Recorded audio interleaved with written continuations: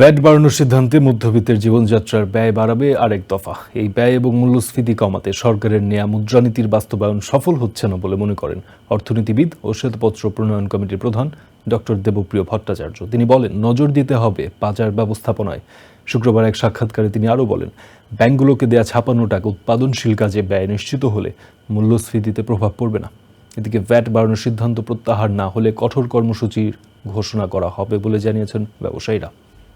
চলতি ২০২৪-২৫ অর্থ বছরের মাঝপথে এসে হঠাৎ ভ্যাট বাড়িয়ে রাজস্ব আয় বৃদ্ধির উদ্যোগ নিয়েছে এনবিআর। এ কারণেই হোটেল, রেস্তোরাঁ, পোশাক সহ কম ভ্যাট রয়েছে এমন ৪৩ ধরনের পণ্য ও সেবার উপর ভ্যাট বাড়িয়ে ১৫% আরোপের প্রস্তাব করেছে সংস্থাটি। বৃহস্পতিবার সকালে সচিবালয়ে ক্রয় সংক্রান্ত উপদেষ্টা পরিষদের বৈঠক শেষে অর্থ উপদেষ্টা ভ্যাট আরোপের ব্যাখ্যা দেন।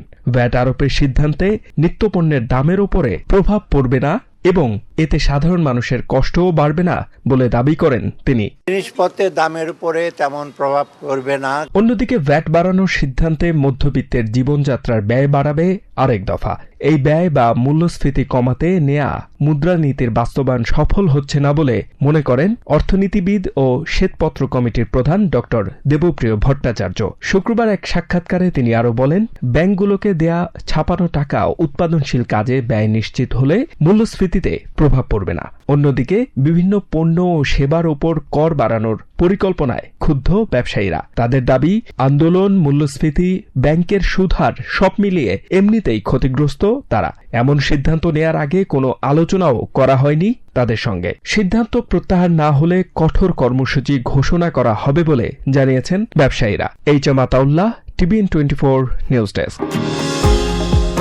নিউ ইয়র্ক থেকে সম্প্রচারিত TVN 24 টেলিভিশন বিশ্বজুড়ে বাঙালির কণ্ঠস্বর।